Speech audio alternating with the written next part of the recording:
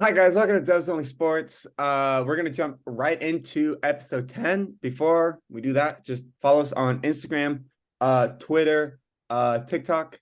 You can find us at Devs Only Sports, and then YouTube and Spotify. You can find us at Devs Only Sports again, but it's spaced out a little bit. On Instagram and Twitter, we've been getting, a lot of views and comments, so we really appreciate that, and hopefully that it grows in the near future. But just make sure that, if you're seeing this on YouTube or you're listening on Spotify, you can go check us out on Instagram and TikTok. That's where we post the most important stuff. And then Twitter is just kind of like for announcements. So yeah. Episode 10, college football playoff. My name is in the mud right now. I'll be honest. I've said a lot of things Would you about like to apologize? I'll give you the opportunity right now. Do you want to apologize right now? I I've made some statements about particular teams that are involved in this year's college football playoff. And I would just like to take this time to apologize to absolutely nobody. Okay. Let me get one thing straight. All right. TCU to this day do not belong in this playoff. I would much prefer to see a team like Alabama in the college football playoff matching up against Georgia or Ohio State and see what happens then. Because to be honest, TCU did not win their game. Michigan won it for them. And so did the rest. The rest were awful in both games, like to be fair. But Wait, no. They you beat thought I was gonna you Michigan. thought I was gonna come on They here beat they beat Michigan, and you're saying that on my show no. and apologize? For Wait, what? I no no. What do you have to say about Michigan right now? I need to hear this. I need to hear. Go ahead. Michigan should be called the Michigan Wolverines, the way they be frauding like this. Okay. Um, that was the most abysmal performance I have ever witnessed in the history of not only college football, but the history of sports as we know it. Okay. Jim Harbaugh is going to be going to that family reunion with his brother, who is the coach of the Baltimore Ravens. And he, coach of Michigan, top 3 team in the nation, is going to be laughed at when his brother coaches the Ravens. I mean, all Michigan needed to do was show up. All they simply needed to do was just put a team out there. McCarthy, all he needed to do was complete passes, not slip and fall on basically every play of the game in an indoor stadium, might I add. I am shell shocked by how bad Michigan were in that game. I might have misjudged Michigan, but I have not misjudged TCU because they did exactly what I thought they would do. Not win. Winning wasn't part of the No, plan. no, no. Winning wasn't part That of the is plan. cap. That But is cap. You're lying to the American public. You are lying to the public. This is a the way lie. the way You that just said TCU you just said that they did what you expected them to do. Do we need to cut back to the clip before? Do we need to cut No, back to no, no, that? no. This is what I mean by that. This is what I mean by that. The Okay. way Okay. TCU played is the way that they've played the entire season. You look at where Michigan's weak points were, and it was in the rushing game. I mean, they couldn't defend it and they couldn't use it against TCU. That was it. That was Michigan's literally strength to run the ball. what? Michigan's strength all year has been running the football. Yeah, and that got them nowhere against TCU because TCU knew that that was their strength and was like, okay, let's just cut that part out. They did that successfully. But Michigan, I thought, being the team that they are, would realize that TCU would be making those advancements. But no, they just seem to waltz on into Arizona, Yeah. thought they could get this dub like nobody's business. And they didn't do that. All right. And So let's before you keep going, this is enough of this. Let's get into what actually happened in the game instead of all this bias that comes from biased. you on in this occasion. So let's just start off with this game. Let's just start off with the game, all right? So this is the CFP Fiesta Bowl. The number 2 Michigan Wolverines facing off against the number 3 TCU Horned Frogs in Phoenix, Arizona, with a chance for the winner to make it to the national championship game, right? On one side, we got TCU with Max Duggan, the Heisman finalist, and the other side, we have JJ McCarthy and the Michigan run game. And this game, before the game, we had a few people, especially the person on that I'm talking to right now, be shading TCU like crazy, hyping up Michigan like crazy, and saying that this was going to be a blowout. Even the lines in Vegas, Michigan was 8-point favorites in this game for the playoff, which is a pretty big margin. So they were a little more than touchdown favorites. And what ended up happening must have been a surprise to a lot of people because TCU ended up winning this game and throughout the whole game was clearly the better team. So let's get into what happened. So we start off the game and the first play of the game, Michigan has the ball and they burst out a 58-yard run or something like that, right? And everyone's like, this is what we expected, right? Michigan's just Told gonna run it you. down their throats and Mm. Michigan's gonna win this game pretty easy, you know? Not the case. Michigan makes the most horrendous play call on a 4th and 1 from the goal, like 4th and goal from the 1 yard line. They think they're doing the Philly special. It does not work out. Their wide receiver that caught the ball and was trying to pass it got tackled at like the 15-yard line. TCU gets the ball, marches it. They didn't march it down the field. They actually got stopped. They punt it back to Michigan. And what does Michigan do? The whole year, Michigan had been great at not turning the ball over. JJ McCarthy, first pass of the second drive, pick six, 7-0 TCU. And I think that just set the tone for the game. And then again, Michigan gets stopped, and then TCU gets the ball back, touchdown, 14-0 TCU. And at this point, I was pretty surprised because Michigan, the amount of hype that Michigan got coming into this game, people thought that they genuinely could win the national title. And to be down 14-0 after like the first 12 minutes of the game, it was pretty surprising. I didn't think I mean, Michigan averages their defense averages giving up 14 points a game or like 12 to 14 points a game, and they already gave up 14 points in the first 12 minutes of the game. So that was very surprising. Then we move into the second quarter. Michigan can drive the ball a little bit, right? But then they kept having to settle for field goals because they never could convert in the red zone, right? So it's 14-3. Michigan got a field goal to cut the deficit a little bit. But then TCU scores again. But before this was the most controversial moment in the game, probably the most controversial moment in the college football playoff semifinal. Before TCU scored their third touchdown and took the lead up to 21-3, Michigan intercepted TCU and got the ball at the 50-yard line. And then, first of all, the first issue with this is that they spotted the ball 2 yards behind where it should have been spotted. The second thing is JJ McCarthy then on the next play threw a 50-yard what was touchdown to cut the deficit to 14-9, but then replay took over and it was called back and they said that he had possession of the ball at the 1 yard line and that's where he was down, right? Even Mm. though it should have been a touchdown and everyone saw it should have been a touchdown because he didn't have possession of the ball until he got in the end zone, Mm-hmm. they called it back. The very next play, Michigan fumbles it into the end zone. TCU recovers. TCU gets the ball back, marches down the field 21-3. Mm-hmm.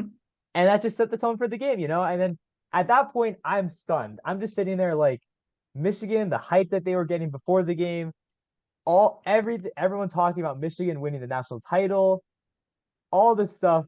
And yeah, they turned the lights out. TCU turned the lights out on Michigan season. That's what they did. That's what they did. So they're up. This is midway in the second quarter. TCU takes a 21-3 lead. Then at the end of the half, Michigan makes a 59-yard field goal to cut it to 21-6 at halftime. Then we move into the third quarter. Again, Michigan struggling because they get to the red zone, but they can never convert on a touchdown. They had to settle for another field goal, so it's 21-9. And then they finally, after I don't know, it's this is like midway through the third quarter, they finally score a touchdown. They cut it to 21-16. Now we have a game. Now we have a game. They get it within a touchdown deficit, and now we have a game. Now everyone's like, this is the Michigan we expected to see. Everyone's thinking Michigan's going to come back. No. TCU marches down the field, gets a touchdown, takes a 28-16 lead. Michigan gets the ball back. What happens? Again, a pick six. Another one. JJ McCarthy throws his second pick six of the game. It's 34-16 after the 2-point conversion fails. And it was actually a missed PAT, but yes, it was 34-16 TCU. And that was just total change of momentum. I mean, Michigan could cut it to 21-16. Everyone's like, Michigan's going to come back. And then 2 touchdowns in a row for TCU after the pick six, and it's 34-16. At this point, the third quarter is almost over. Everyone thinks it's over. I mean, 18-point lead. TCU's playing better. Michigan is not really playing that good. They don't really deserve to be in this game, but they get a touchdown. Michigan gets the touchdown, so they cut it again to 34-22.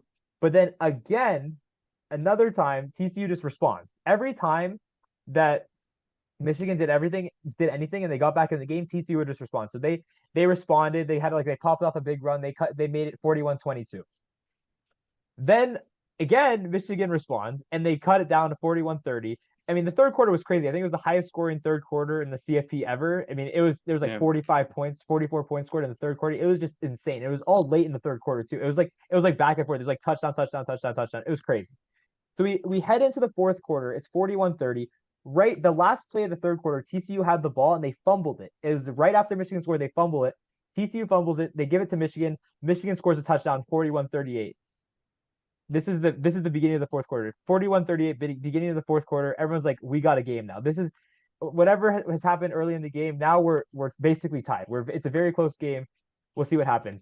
Then it's like, I think, a third down for TCU. Max Duggan is rushed out of the pocket by the Michigan D lineman, and he just throws a little like slant to Quentin Johnson, who takes it upfield for a 75-yard touchdown. Mm-hmm. And TCU again extends the lead 48-38. Then Michigan has trouble. They don't move the ball at all.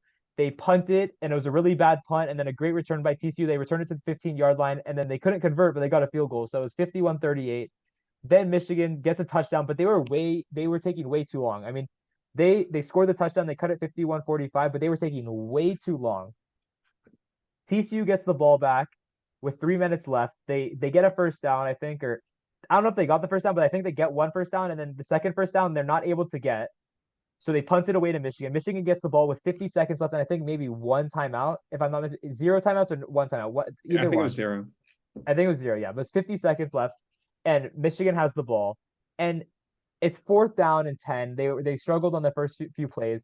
And then I don't know what happened on this 4th down. It was a terrible play call, but the Michigan quarterback they had the ball snapped, wasn't paying attention during the snap. The ball falls down.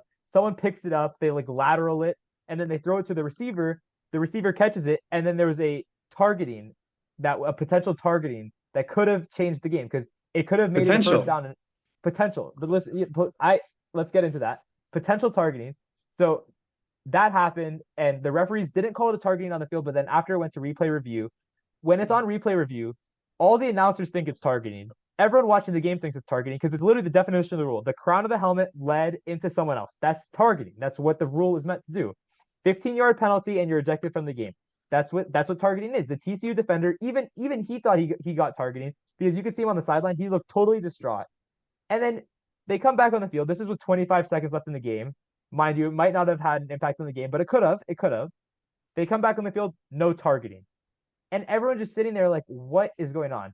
TCU wins the game 51-45. To be quite honest, they deserve to win the game. Michigan did not deserve to be in this game at all. They were lucky to be in this game with the way that they played. They were atrocious for big portions of this game. 2 pick sixes, very sloppy. Their defense, which had such a high standard, gave up 51 points. I don't want to hear anything about that Michigan's defense. It shows that the Big Ten competition is not that good, and that's why their defense gives up 13 points a game. When you play against offenses like Iowa, then yeah, you can give up 13 points a game. But when you play against actual teams that can score, yeah, you give up points. So I think this game was shocking to many people because just the way, I don't think anyone expected this game to be the second highest scoring game in CFP history with one of the best defenses, supposedly, according to everyone in the country. but it was one of the highest scoring games. Michigan really struggled. They had a great opportunity of making the final, considering that they were matched up against a TCU team that was a lot of controversy heading in as if they should have been in the 3 spot or the 4 spot. And yeah, I mean, I think Michigan really sold this opportunity. I mean, they had a big opportunity and they didn't show up to play. That's all I got to say. And I think it shows that as hyped as Michigan was coming into this game, I said this before the game. I thought that Ohio State had a better chance of winning the national championship than Michigan. Both of those teams ended up losing, but my viewpoint on this was always that Ohio State's offense was dynamic and could actually score points when one aspect of the offense wasn't working for them because their quarterback is a Heisman contender. They have 5-star wide receivers everywhere, and they have the best wide receiver in college football, Marvin Harrison Jr. On the other hand, Michigan has more of a Notre Dame style offense where it's run the ball, good big tight ends, and the receivers on the outside are decent. They're better than Notre Dame's are, but they're not as dynamic. And I just felt like it really hurt Michigan in this game because for I think the first half, they didn't score one touchdown until like halfway into the third quarter because they weren't dynamic enough to like they moved the ball, but whenever they got in the red zone, they weren't dynamic enough to actually cash it in for points for touchdowns. Mhm. They always had to settle for field goals. And I think it shows that Michigan, as much as they want to focus on building a strong O line and a strong D line, they really need to focus on getting better skill position players, especially on the edges at wide receiver. And especially like McCarthy had a decent game at the end, but to throw 2 pick sixes is not great. I think they need to get more talent, more talented QBs, and they need to have better wide receivers because I don't think.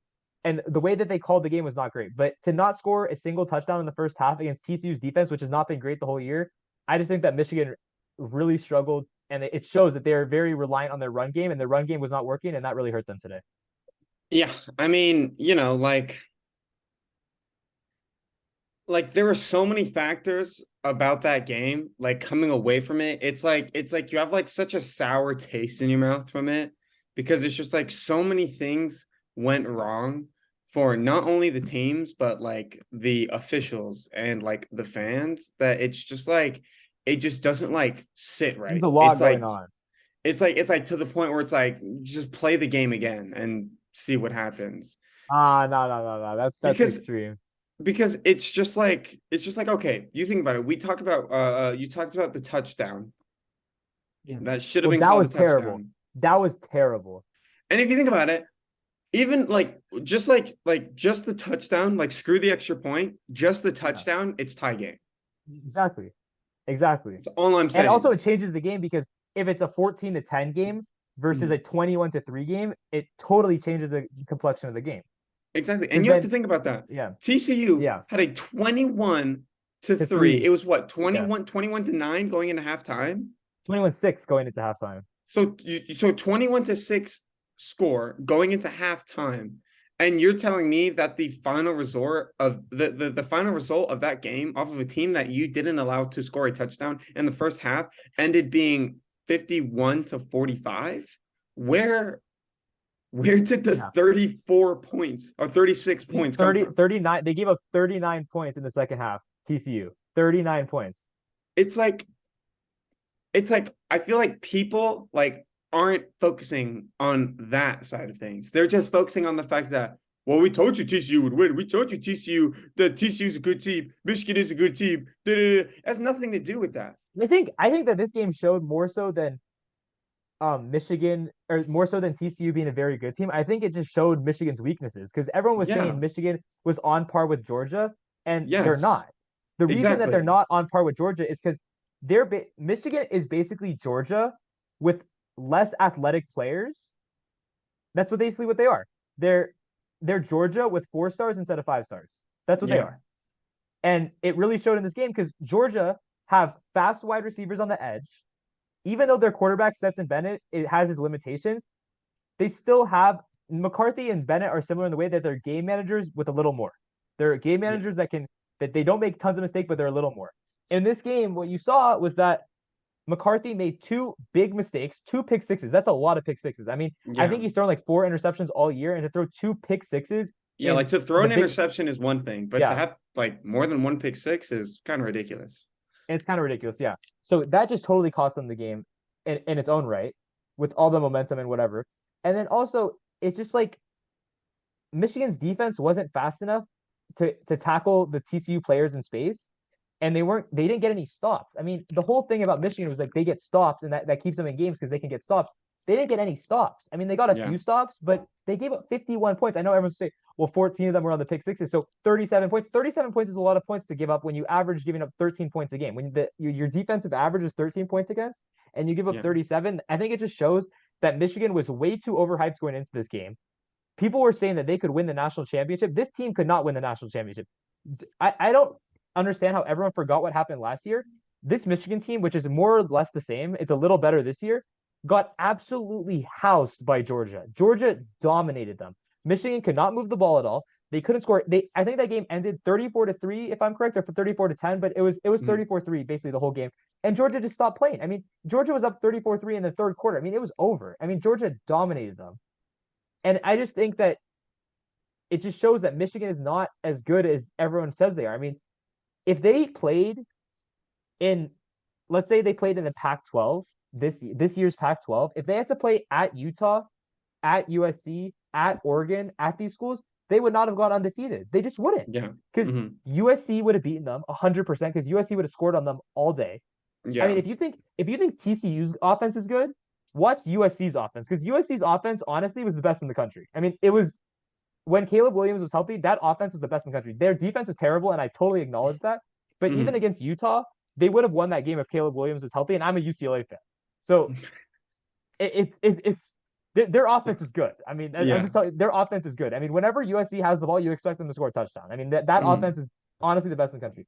So I think the biggest takeaways I have from this game is more so than, I mean, we're going to roast you, of course, because you said that TCU didn't deserve to make the playoff, and now they're in the national championship game. But I think the biggest takeaway is that Michigan was overhyped coming into this game, and it really played out. And it even shows because Alabama absolutely destroyed Kansas State yesterday, and Kansas State beat TCU. So I know it doesn't really work like that because also Alabama barely beat Texas, and TCU beat Texas by more. So I understand it's not even apples to apples. It's not apples to apples, but I think it just showed that some teams were not properly evaluated. And I think everyone knew coming into this week that Alabama was a top 4 team in the country, but they didn't deserve to make it because they had 2 losses. Like, as much as anyone wants to say, oh, well, they're one of the 4 best teams, like, fine, you might be one of the 4 best teams, but you have to show that. Like, you need to show that. And I don't think you deserve to make the playoffs. They just did against K-State. Well, they literally did. They did after the fact, but if everyone thought that Michigan.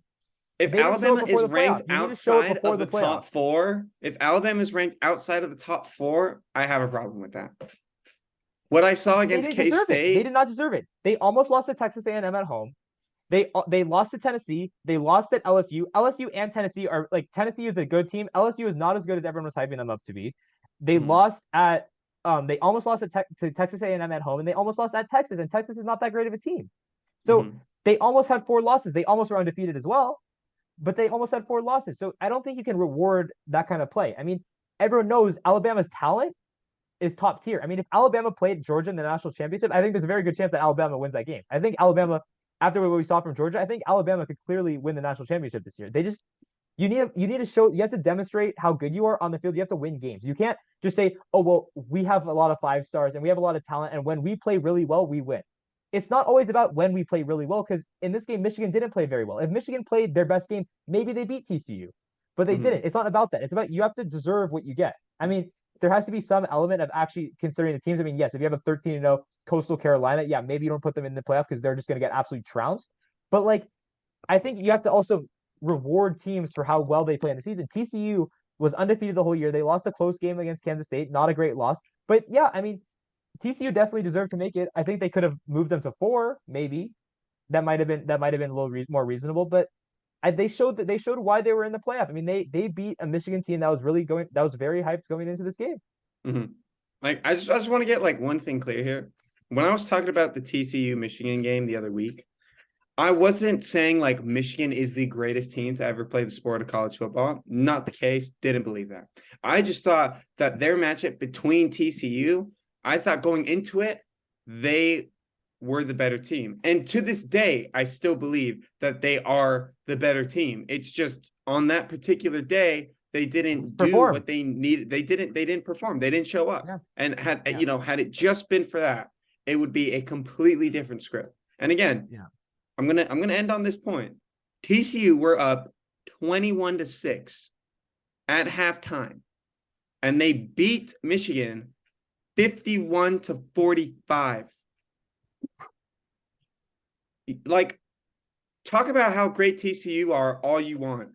If Michigan, literally what I'm hearing, if Michigan were only had 6 more points going into halftime, who knows? which should have been the case because Because they scored a of the touchdown. missed call. But yeah, I mean, let's end this game by just saying like I think it's pretty clear that TCU deserved to win this game and they were the better team yesterday. Yes. But Michigan did not play up to their capabilities, and I think it's very disappointing from their standpoint because they were so hyped coming into this game, and for them to perform like that, I think it shows partially that they're not as good as everyone thought they were, and also Mhm. that they just had a bad game. But Yep. now moving on to the big game, the nightcap. This was I know the TCU Michigan game was good. I like the Georgia Ohio State game better because that was a higher level game. I mean, Yeah. it was very clear that that was a higher level football game.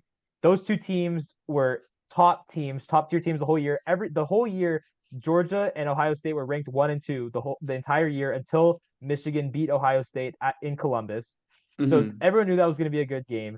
You have C.J. Stroud on one side, who was a Heisman finalist. You have Stetson Bennett, who was also Heisman finalist. I mean, you have two guys that were just top tier quarterbacks, right? Yeah. And more so, everyone thought that the distinguishing factor in this game was that Georgia's defense was so elite that Ohio State could not stay in this game. Hmm. And I think Georgia in this game, if I'm not mistaken, were like double digit. I don't know if double digit, but they were like big favorites. They were like 6 or 7. Let's see. They were, oh no, they actually were only 5 point favorites, but Yeah. everyone was picking Georgia to win this game. It was in Atlanta, so it's basically a home game for Georgia. So they always win in Atlanta. So everyone felt like Georgia's going to win this game. And it started off a little surprising. I mean, Ohio State jumps out to a 21-7 lead. Georgia comes back, takes a 24-21 lead, and then Ohio State takes the lead into the break, 28-24. Then in the third quarter, Georgia starts struggling a little bit. Ohio State jumps out to a 38-24 lead, but the big but is Ohio State lost Marvin Harrison Jr. in the third quarter because of a potential targeting call that they called targeting on the field, but then reversed it and said that it wasn't targeting. When even though And it was clearly targeting. yeah, so they called targeting on the field. Marvin Harrison Jr. basically had a concussion. I don't know if it's official that he had a concussion, but he was held out the rest of the game. And then they called back and said it wasn't targeting. So okay, that's fine. Your choice. That cost Ohio State, by the way, that cost them 4 points because they would have Yeah. had the ball at the 1 yard line, and instead they had to settle for a field goal. So okay, that's fine. College football, do what you want. And Hmm. then Georgia just makes a comeback in the fourth quarter. I mean, it's in Atlanta. Georgia's the number one team in the country, and Ohio State was dominating them basically. You'd say for most of the game, they were clearly the better team all game. I think even after the game, Ohio State was better than Georgia yesterday, Hmm. and Georgia cuts it to a 38-35 lead. There was a controversial first down that Georgia. They said that Georgia picked up on fourth and whatever, but they called it short, but then they overturned it and said that he made it, even though he looked like he was out of bounds when he made it. So I don't know what they were doing exactly, but fine. Georgia gets the field goal from that, whatever, 38-35. Hmm. Ohio State makes it 41-35 with a field goal. And then Georgia rushes down the field. They had like a wide open guy, and then they get a touchdown. It's 42-41, Georgia. And then Ohio State gets the ball back. And I actually thought that CJ Stroud was going to lead a comeback drive because it's a 1 point game, a minute left. Oh, I think Ohio State had 2 timeouts. They rush down the field. Ohio State gets to the Georgia 30-yard line. And then they had like 25 seconds left. And then Ryan Day just super conservative play calls. He was aggressive the whole game. Then he just kind of sits back. He runs the ball, does these short passes because he didn't want to get sacked. They understand that. But they didn't gain any yards. They had to attempt a 49-yard field goal. And right as midnight hit and the new year in Atlanta, Georgia moved to 2023, he missed the field goal, totally shanked it wide left, and Georgia is moving on to the national championship. I mean, it was a crazy game. I think it was closer than most people expected. I said before the game I thought that Ohio State was going to keep this one close because their offense is very dynamic, and I don't think Georgia is as good as they were last year. But I mean, it's unfortunate for Ohio State because they had them the whole game. They had two of their best receivers, or not receivers, but Marvin Harrison Jr. and Cade Stover, who's their tight end. Two of them got injured. Both had to miss the second half of the game, basically. I mean, Harrison the third quarter, he was hurt. Stover missed the second half. But that really hurt them. And it was really unfortunate because Ohio State had a big opportunity. If they won this game, they would have had in LA, they could have played TCU for a chance to win the national championship. That would have been they would have had more likelihood of winning against TCU than against Michigan. So they would have been heavy favorites going into the TCU game for the national championship. They lost this game, and it just, I mean, it might have been deserved coming from the fact that they shouldn't even have been in the playoff in the first place because they lost at home to Michigan and then they missed their conference championship. USC should have beaten Utah, but then Caleb Williams got hurt, blah, blah, blah, blah, blah, blah, blah. But Ohio State was lucky to get into the playoff, and I think they showed why they deserved to be in the playoff from their talent standpoint, but they came up short. They didn't finish the job. I mean, they had the game won and they didn't finish the game. That's what happened. Yeah, I mean, um, I remember watching the first drive from Georgia, and they missed out on a touchdown, but they got the field goal. I remember watching that first drive, not only the first drive, but Ohio State's first drive, and just being like, I was like, at that point in time, I was like, I can't see how Ohio State is gonna make this a close game, to be fair. And just like TCU, I feel like they just kind of capitalized on the mistakes and just went with it. Well, Georgia was very sloppy throughout the whole game. I think Ohio State's first drive, they were really bad and they gave the ball right to Georgia. But I think after that, CJ Stroud had to make some very difficult plays, but they looked like they belonged. Like their offense looked like it was good enough to play in this game. Like their offense looked like it was better than Georgia's, to be quite honest. I mean, I know both teams had some injuries and Stetson Bennett made a few mistakes and whatever, but Ohio State's offense belonged. It's just that when they really needed to extend the lead, they were up 38-24 and they let Georgia stay in the game and they never got that final touchdown to just put it out of reach. They just whenever they needed to put it out of reach, they couldn't do it and then Georgia took the lead and they had an opportunity to win the game and they were way too conservative with it. I think that was the thing is like the whole game they were very aggressive, but then when they really needed to put the game away and really do that last little bit, they just couldn't get that done. And I think Yeah. I mean, it's very tough facing Georgia in Atlanta. Georgia's a great team. I understand that, but they just didn't finish the job. Basically, I mean, that's really all I got to say. I don't think there's anything else to say. I don't think Ohio State made any like significant mistake or did anything really bad. I mean, CJ Stroud didn't really throw any interceptions. They didn't fumble the ball. They didn't make a special teams error. They didn't do it. They didn't do enough to win the game. They didn't finish the job. They couldn't convert when they really needed to convert those last few points. They just couldn't do that. I mean, unlike Michigan had a lot of unforced errors, the two pick sixes, all that other stuff. Ohio State played well. They just didn't finish it. They didn't capitalize and they didn't finish it. Yeah. I just, the way that both games panned out, it was just kind of like, there was just like so much like it was more than just like looking at the game and being like this happened, and this happened, and that's why that team won. Like for either game, it wasn't like that. It was Yeah. like, well, this team did this, and then the other team did this, and then the They were refs back and said forth. this. Both, yeah. There's so many elements in the game that in hindsight you can't really look back and say this thing cost the game because Yeah. so much happened. I mean, in both games there was controversial targeting calls. I think that illustrates the issue that targeting needs to be addressed in college football because the rule seems very vague and it doesn't seem like it's enforced equally in every single game. Because if we look at this apples to apples, in the Michigan TCU game, the guy on TCU clearly targeted the Michigan player. Yeah. It was very clear. It's Defenseless. clear and obvious. He was facing. He had his helmet, the crown of the helmet, right towards the Michigan player. That's targeting. He lowered his helmet, crown of the helmet, right to the Michigan player. That's targeting. They didn't call targeting. The Ohio State one was different. That should have been a personal foul. I think it should have been a personal foul because it was unnecessary roughness. But I don't think it was targeting because he kind of led with the shoulder more so than the crown of the helmet. But still, I mean, I don't know how you don't give a penalty on that because he basically concussed Marvin Harrison Jr. Marvin Harrison Jr. First of all, I don't know how it's like not PI or that because the ball was thrown to the back of the end zone, and Harrison had an opportunity to catch the ball. He probably would have caught the ball, but then he just got absolutely popped by this guy, and it wasn't like a clean foul. I mean, it was definitely a dirty foul, so it should have been like a personal foul. But just because the whole rule is like if you review it and it's not targeting, you can't give a foul. It's like it's kind of a stupid rule. Like you should just get the right call, not like do all these stupid little rules just because oh well if it's not this then you can't do anything. It's like no, just get the call right. Yeah. Yeah, and I feel like the fact that they called it initially and then I reviewed think it it and showed that they knew it was a overturned bad it, play. Is that they and knew it it was was a bad like tackle. Yeah, it's like you literally took the time to see that it was a problem and still was like, nope, nothing wrong. And yeah, as Pac-12 fans, I feel like you and I were watching both of those hits and being like, yeah, yep, targeting, goodbye. yeah, yeah. And it was actually crazy. That was a Pac-12 ref. The Georgia game was a Pac-12 ref. So And he I was the was one who like, called it, and the but thing then that they was weird reversed in it. exactly, and the thing that was weird in these two scenarios is that on the field in the TCU Michigan game, the TCU Michigan refs were terrible, but on the field they did not call targeting on that controversial play. But in the Ohio State Georgia game, they did call targeting on the field, and I think it should have been reversed. I think in the Michigan game it should have been called targeting, and Yeah. in the Ohio State game it shouldn't have been called targeting. Then they could have went to review and did whatever, but it just the referees did not have a clear idea of what targeting was, and I feel like that was a big issue. It Mhm. impacted both games. I'm not saying it impacted the winner, but it definitely had an impact on both games.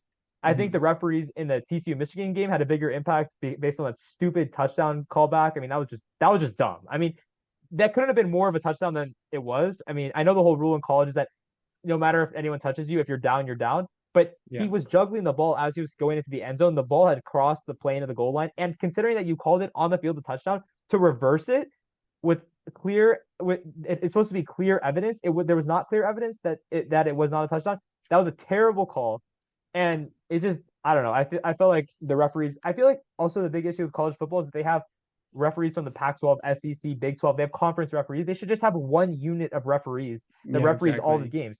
Like have a unified system. College football is always so localized. They need to have a unified system. That's why it's like it makes so many more variables that are not needed to be there. Like have a Mhm. equal system. Yeah, it just, the targeting thing, it like even when it's called, it always gets reviewed. So like what's the Yeah, harm in just throwing a flag being like, I think I yeah, saw targeting, but I don't know for sure. Like it doesn't make exactly. you a bad ref. It's just Yeah, make sure that the game is being played correctly. That's exactly. why the rule is there. The rule is in there. Yeah, It's like once you call targeting, you review it. It's not like, oh yeah. yeah, targeting, he's gone immediately. No, you No, they review the review it. Now play. they review every single time. So that Yeah, there you go. I mean, exactly. call it on the field if you think it's close to targeting, and then if it's not targeting on the review, then you keep the player in the game, and you give the yards back. You don't give Mhm. the penalty. But also, I feel like the issue with this rule is that I remember it happened in the Texas Alabama game. It's like they didn't call targeting, but then they couldn't call a personal foul because they took away the targeting. But you can't implement another foul because it wasn't called on the field. You should make the right call based on review. It should be like you can't just be like, oh well, according to the rules, we're not allowed to make this call because we're not allowed to change that on review. It should always just be make the right call. Yeah. Like do what's right. I'm done with all these rules. Just do what's right with the actual what should happen. Just do that. Yeah. I'm it's just annoying that they have all these nuances in the rule book that impact the game and just do what's actually correct. Like if Hmm. you're watching the game and you made a mistake in real time, instead of compounding the mistake, just make the right call on the field and then everything's fine. Yeah. But that's those two games, there's a lot of controversy, a lot of surprises, but now we have to move on to the national championship game Monday night, I think it's January 9th in Yeah. Los Angeles, California, SoFi Stadium, Inglewood, and it's the surprises TCU versus the defending champion Georgia Bulldogs. Hmm. I want to hear your preview. How do you think the game's going to go? And Hmm. just when you look at both teams, how do you think they're going to match up? I'm gonna say two words. Blowout Georgia. That's it. I That's mean, I feel like Georgia coming away from their Ohio State game, they're gonna look at the footage a lot and they are gonna go, okay, what did we miss out on? Because obviously I feel like you take a team like Ohio State and you take a team like TCU, and if both teams play to their full potential, I feel like Ohio State is winning that game. Fair? Ohio State Okay. TCU. Yeah. So that said, Georgia is going to take they're going to look at the footage, look at what they did right, what they did wrong. They're going to look at TCU, what they did right and wrong in the Michigan game as well, and they are just going to just find the chinks in the armor for TCU and wear them down piece by piece to the point where they win by 20 plus points, which is awful to say That's a because lot. it's a national championship. But I feel like Georgia have the potential to do something like that. As long as they execute it like correctly, I feel like it could be possible. I'm not saying that Georgia are going to beat TCU by 20 points, so don't mistake me there. I'm just saying that there is potential that Georgia can beat them by like 3 scores. I can definitely see it being like a 38-21-24 kind of game. Yeah. And like, like beating them by maybe by 10, just by two Yeah. scores. But Yeah. I can definitely see just, Georgia breaking down TCU's offense and defense to the point where they just take advantage of every single play. And I Yeah. just feel like, again, going into it, Georgia are heavy favorites, like heavy favorite. What was the over under, I think it or was not the I over think it's under? 14. I think it's 14. I can check right now. I think it's Yeah. 14. And so, like again, it's just the same thing as the semifinal games that we just watched. On paper, Georgia are winning 13 this 13 game, point favorites. Yeah. 13-point favorites. So on paper, Yeah. Georgia are winning this game. It's literally just about the execution and the mindset of how they're going to get there. If the mindset Yeah. isn't there and they don't execute correctly, like we saw Michigan do this week, and even parts of Yeah. Georgia's offense and defense against Ohio State, if they're not executing the plays correctly and they're not actually showing up to these games, then yeah, TCU's got a shot at it. But then TCU has to play perfectly like they Yeah. almost did against Michigan. Yeah. It's No, yeah. just, like I, it's there are two sides. There are two sides of the Yeah. story. It's like, yes, there's a side of it where Georgia just dominates TCU. They put their best team out there. They play, the best game of football that they play all season and just dominate TCU. Or there's the, Georgia kind of enter the game slowly like they did against, Yeah. Ohio Ohio State. Do State. keep in Yeah. mind that they were down, 21-3 against Ohio State. Twenty-one So seven. They're down 21-7.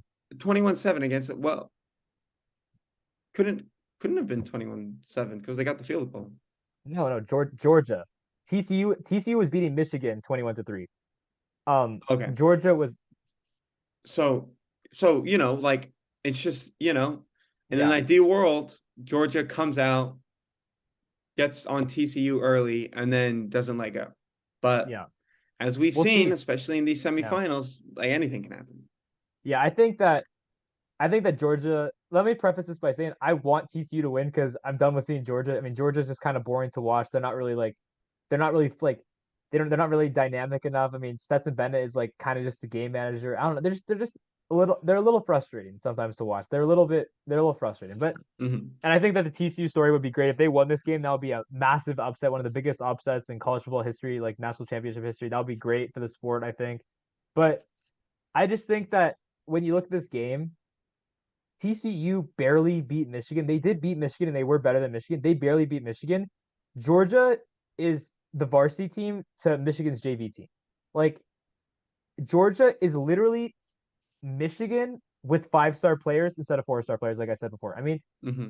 Georgia has more speed, more athleticism, stronger players that execute their game plan better and make less mistakes. So I just feel like when you look at this, Georgia made a ton of mistakes against Ohio State, and that Ohio State team was the second best team in the country, and they still won the game. So Yeah. as bad as they played, they still won the game. When Hmm. you look at this game against TCU, TCU played great against Michigan, but like they needed a lot of help to win that game. Two pick sixes, something by the referees, some amazing plays by Duggan and Quentin Johnston, which they've had all year, but some amazing plays. I mean, for TCU to win this game against Georgia, they're going to have to play absolutely flawless and make some extraordinary plays, like some just absolutely insane plays that just totally change the complexion of the game. Because when you look at this on paper, I don't see how TCU is going to score as many points against Georgia's defense. I think we saw Ohio State's defense or Ohio State's offense score on Georgia, and I felt like that was partially because of how good Ohio State's offense is with Harrison, Stover, Abuka, Fleming, and then Stroud. But I think it was also like you saw at the end of the game when Ohio State didn't have those receivers, they struggled and they couldn't really close out the game. And I think TCU has some weapons, but the running back got hurt. Quentin Johnston is only one person. He can't. They don't have 5 receivers like that. They have one really good receiver. I just don't Hmm. think that. I don't think they're gonna be able to score as many points against Georgia. I think that Georgia's defense is kind of gonna lock them down to a certain extent. And I just think TCU's defense was very good against Michigan, but I just think that Georgia's faster and stronger and better than Michigan's offense. So and Stetson Bennett's going to make less mistakes than JJ McCarthy. So I think Georgia's gonna win this game. I'd be surprised. I mean, I could see that TCU keeping it kind of close, like Mhm. maybe within a touchdown. But I feel like Georgia at the end of the game is gonna like kind of open it up a little bit. I think that my final score prediction might be like kind of what you said, like 35 or 38 to like 17 or 21. Like Yeah. I just think that TCU is gonna have a really hard time scoring. Like I think we saw this early in the season with Oregon was a good team this year, but they couldn't score against Georgia. They moved the ball into the red zone, they could never convert. And I Yeah. think even Tennessee, who had one of the best offenses in the country, they couldn't really convert. The only team that was able to convert against Georgia this year was Ohio State, and they had a literally number one overall pick level wide receiver, a number one pick quarterback, 5-star wide receivers everywhere, 5-star offensive line. I mean, they're literally one of the best offenses. They scored 40 plus points in 36 of the 40 games, or 36 of they've only not scored 40 points in 4 of Ryan Day's games. Like that offense is one of the best offenses in college football. I think Mhm. the TCU is going to have a really hard time scoring points and defending Georgia. So I just think that Georgia's going to win by 10 points, maybe 10. Yeah. Yeah. I mean, short and simple. It's just like, Yeah. Georgia favorites should win. It's just, how they come into it. It's Yeah. really just dependent on that. So yeah, I mean, you got anything else you want to add on? Nothing much. I mean, we're looking forward to the game. I think it should. Hopefully, it's a good game. Hopefully, we're all shocked and TCU played better than everyone expects, and it's a very good game, another classic. But I just don't see this game living up to the two semifinal games because the two semifinal games are so amazing. I just think it's gonna be Yeah. hard for this game to live up to that. But we'll see Yeah. I mean, when is it? This next Monday? next Monday. Yeah, So yeah, and then when that game is played, we'll definitely have a video going over, what what happened happened? Yeah. and all that stuff. So yeah, that's gonna do it for this episode. Again, make sure to follow us on social media. We got Instagram, we got TikTok, we got Twitter. If you don't wanna go there, you want to listen to the full thing, we got YouTube, we got Spotify. Make sure to go check us out on all those platforms. We're uploading videos on basically a daily basis, whether it's on YouTube, whether it's on TikTok, whether it's on Instagram. We're always just coming up with stuff. We're always trying to dish out the best, quality opinions and arguments and all that fun Hot stuff. takes, Hot Will. takes. We're here for that. So just make sure to follow us on everything. Get the notifications ready because there are going to be a lot of videos coming through. But yeah, it's gonna do it for me, my co-star Dylan here. We will see you in the next episode, guys. Peace out.